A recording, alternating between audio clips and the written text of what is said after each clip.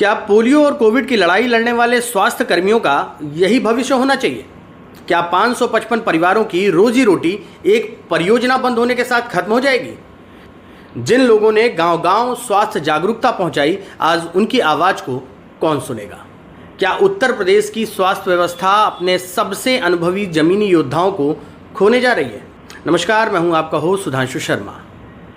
उत्तर प्रदेश की स्वास्थ्य व्यवस्था की एक ऐसी कहानी जिसे शायद सरकारी फाइलों में एक परियोजना का अंत माना जा रहा है, लेकिन 555 परिवारों के लिए ये उनकी ज़िंदगी का सबसे बड़ा संकट बन चुका है। ये कहानी है सोशल मोबिलाइजेशन नेटवर्क यानी SM नेट की। वही SM नेट जिसने उत्तर प्रदेश में पोलियो उन्मूलन की लड़ाई को गांव-गांव तक पहुंचाया। वही नेटवर्क जिसने कोविड-19 महामारी के दौरान लोगों को जागरूक किया।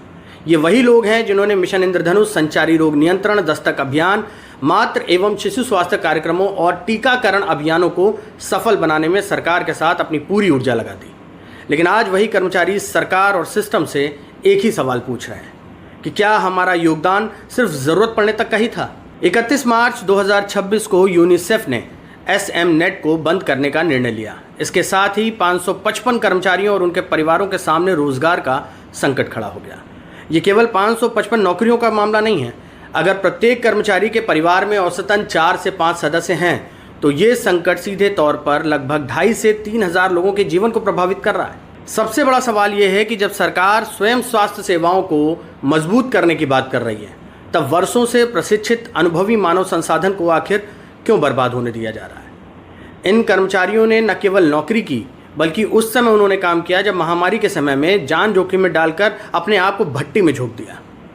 उन्होंने उन इलाकों में जाकर लोगों को समझाया जहां सरकारी योजनाओं पर भरोसा नहीं था। उन्होंने घर घर जाकर बच्चों को टीकाकरण से जोड़ने का काम किया। उन्होंने स्वास्थ्य और समाज के बीच एक ब्रिज का, एक पुल का काम किया। आज वही लोग इको गार्डन में धरना देने पर मजबूर हैं। ज्ञापन पर ज्ञापन दिए जा रहे हैं। स्वास्थ्य महानिदेशक से लेकर उप मुख्यमंत्री एवं स्वास्थ्य मंत्री ब्रिजेश पाठक तक उन्होंने अपनी बात पहुंचाई। उन्होंने आश्वासन भी दिया है कि इस पर काम किया जाएगा, लेकिन सवाल अब भी वहीं खड़ा है।